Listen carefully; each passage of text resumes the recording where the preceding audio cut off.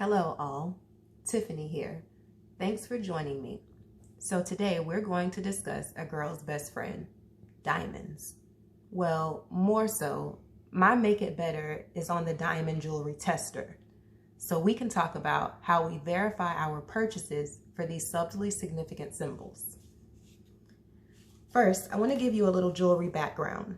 Jewelry dates far back to our ancient ancestors who utilized the precious stones and metals to adorn themselves and display their wealth. It is one of the earliest and most enduring forms of personal expression and ornamentation.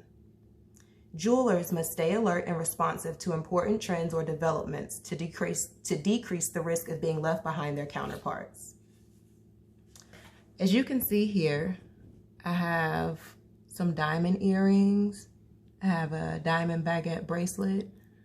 I have another diamond tennis bracelet, a diamond cross, a diamond heart, and some diamond stud earrings.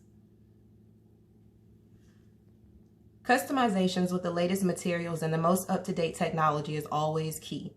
With the introduction and innovations of social media, sellers can now create a customer fan base, entertain and educate their audience, and simultaneously allow future consumers to view their inventory, make a purchase, and have it shipped globally.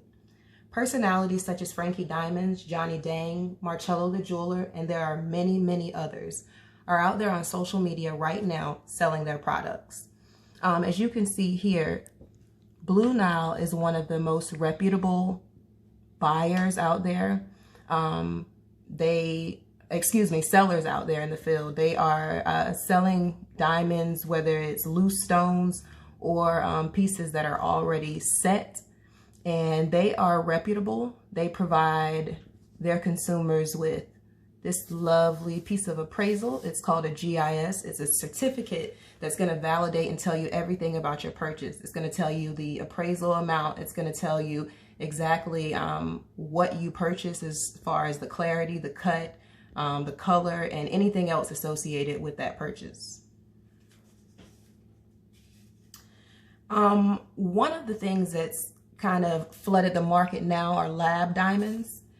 Innovations continue to flood the market as individuals can now even purchase diamonds that no longer have to be mined, cutting out the heinous acts connected with those deals. And these lab simulants typically look more spectacular than their counterparts, since they are lab created and contain little to no flaws. In many cases, they are often indistinguishable from natural diamonds and cannot be recognized with the naked eye or even a diamond tester. Did I mention they are cheaper? We're talking 20 to 40% on average. And I have a loupe here, which is another tool that we can use to look at diamonds. Unfortunately, as I just mentioned, if you're actually looking at a diamond, you're going to be able to see all the flaws associated. If it's a lab simulant, typically there are no flaws associated. Although jewelers are expected to alert consumers as to the origin of their diamonds, business is business, and I would be willing to bet that there are several enterprises who are not 100% honest with their customers. I think the only way to make the situation better is to hold these businesses accountable for their actions, for sanctions to be imposed on those who sell jewelry unethically, and for consumers to have a way to test these new products and have verification that they are not being duped prior to ever making such an expensive and oftentimes significant purchase. Furthermore, purchasers must educate themselves and not expect that the jeweler will unreservedly do it for them. In order to make things better here, we would need clear standardized guidelines for reporting information to consumers about diamond origin and authenticity.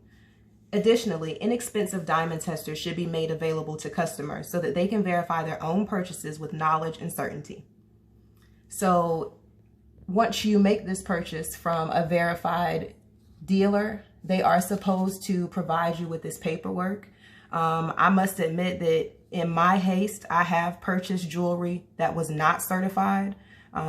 This particular bracelet here was purchased in haste and did not come with the actual GIS certification. However, in the event that you do make a purchase like this, you can protect yourself as a consumer by purchasing a diamond tester to test your own diamonds. And also you can get an appraisal done to make sure that you have something of value. So now we're going to talk about this diamond tester. So I purchased this diamond tester off of Amazon.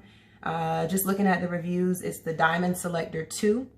And from what I understand, it is the least expensive tool that just the average Joe can purchase to check and see, you know, what's going on with their jewelry. So we're going to cut it on. It's going to let us know that the battery's on. And we're going to move this, if you can see it. This is actually going to show us the size of our diamond. So because these are actually rather small inside here, we can make sure that the diameter is set so that it can consistently get to those diamonds. This diamond selector works by measuring the heat that is conducted through those stones. So if no heat is conducted, it's going to let us know that it's not a diamond. And it looks like our lamp is ready. And also skin to skin contact will make the diamond connector go off and actually show a false positive. Also, it cannot be touching metal. And as far as I've seen so far, those are the only issues. But again, with the lab diamonds, the issue is that lab diamonds and regular diamonds are much the same. So here we go with the beeping. We're going to cut it off. And that's something else I've experienced as well, that if you leave it on for a certain period of time, it does start to beep. So we're going to go ahead and cut it on so we can get ready. And we're going to start testing. But again, with lab simulants, the diamond tester is worthless because it has the same composition. Oh, and you must hold this at a 90-degree angle. So there we go. We got a diamond. We're going to use it here. We got a diamond. We're going to do the necklace. We got a diamond and the charm. All right. Let's go to these stud earrings. Let's try Blue Nile. Blue Nile, don't let us down. All right, now this is my 9-year-old's ring. It's probably from Claire's. We're gonna see what these stones do. I think that was a false positive. It touched my skin. I can't get it up there just right. Well, there you go. If I can get it up there just right, I've tried this and my hands are shaking just a bit. Let me give it a second. And it's still letting us know that this is a diamond for some reason. I'm not sure if I have the diameter set a little too high. All right, let's try it. Oh, no, I'm still doing something wrong. I apologize, guys. That is what's supposed to happen. Again, this is one of those make it better. If you can see this tip, it's extremely small. And if you can see those stones, they're relatively tiny as well. So it is sometimes difficult and extremely challenging to just get that knob up there. So that's something they can certainly make better. But my particular qualm with this is that, you know, while it is 15 bucks, there's nothing out there that is inexpensive for the average Joe to test to make sure that there are no lab simulants. Those tools particularly run anywhere from $500 upwards to thousands of dollars. And that's going to be something that, you know, is even a monumentous purchase for the small business owner. So I appreciate you guys joining me today. We're going to do away with you.